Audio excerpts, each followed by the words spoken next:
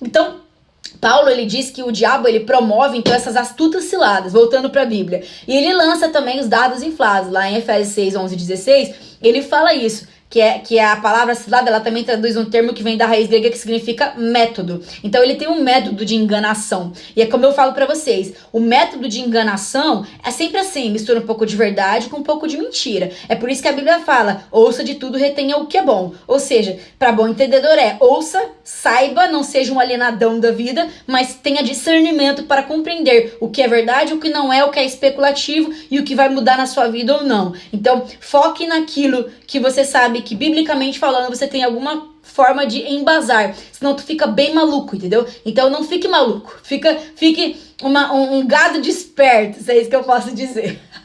Então, lá em Efésios, né, como a gente já falou bastante, e aí isso significa então que Paulo diz ele que Satanás tem esse método, ele é bem definido para empreender contra o povo de Deus, né, os eleitos. Então a gente pode dizer que é um ataque meio, não é um ataque desordenado, sem sentido, ele sabe muito bem o que ele tá fazendo, sabe? Então, como diz lá, 1 João 3,8, quem comete pecado é do diabo, porque o diabo peca desde o princípio, para isso o Filho de Deus se manifestou, para desfazer as obras do diabo. Olha que interessante, quem comete o pecado é do diabo, porque o diabo peca desde o princípio, ou seja, aquele que tem prazer no pecado e não se arrepende do seu pecado, o tal do vaso de ira, é do diabo.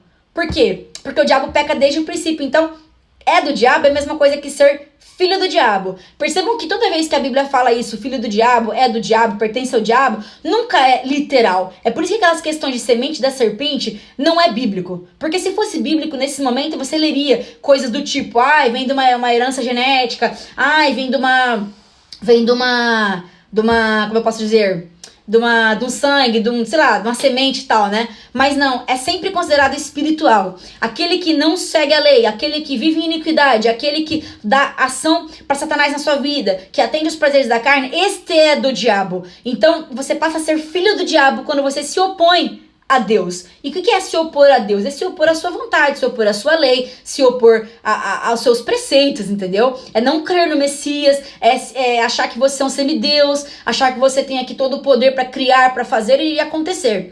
Então isso é ser filho do diabo. Tanto que lá em 1 João 3,10 fala, nisso são manifestos os filhos de Deus e os filhos do diabo. Qualquer que não pratica a justiça e não ama o seu irmão, não é de Deus. Ou seja, como que eu posso conhecer um filho de Deus e um filho do diabo?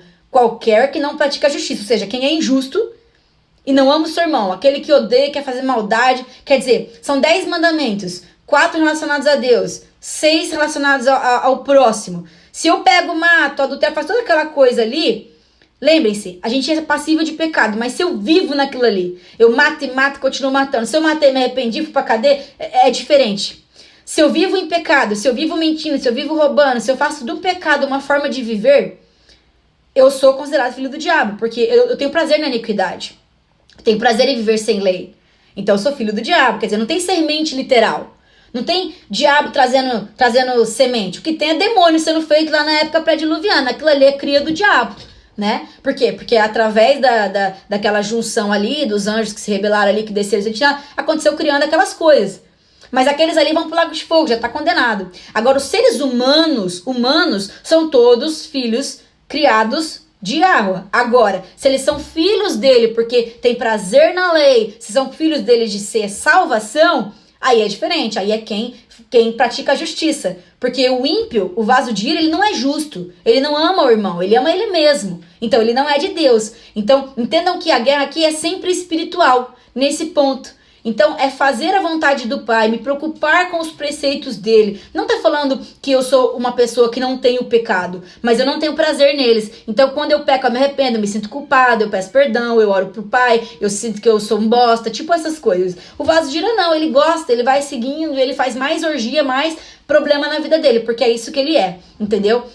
Então você vai lá, 1 Timóteo 3,6. Não, neófito, para que ensoberbecendo se não cai na condenação do diabo? O que é cair na condenação do diabo? Uma pessoa que é vaso de ira já está condenada pelo diabo. Porque uma pessoa que é vaso de honra, ela tem os pecados dela justificados no madeiro. Vou continuar explicando para vocês, tá?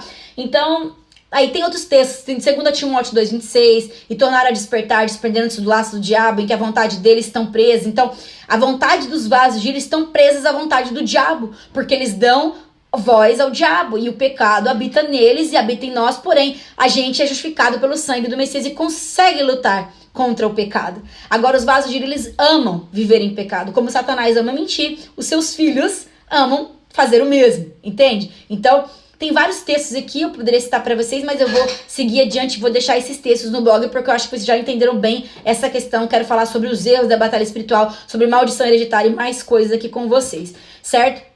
Então tem mais textos aí que eu poderia ler, mas eu vou deixar aqui. Eu vou ler acho que só esse daqui, ó, pra vocês verem. Atos 10, 38. Como Deus Yahweh ungiu Jesus, no caso Messias, com o Espírito Santo e com virtude, e qual andou fazendo bem e curando todos os oprimidos do diabo, porque Deus era com ele. Então aquela pessoa que tem o Espírito do Pai habitando em si, ela consegue sim oprimir o diabo, porque o diabo está oprimindo as pessoas nos seus pecados, nos seus delitos. Todos são escravos do pecado, não conseguem se libertar. Mas os que têm o Messias na sua vida, os que são alcançados pela graça, sim, esses conseguem não dar voz ao diabo, esses conseguem resistir ao diabo. E é por isso que fala, resistir ao diabo, ele fugirá de vós, entendeu?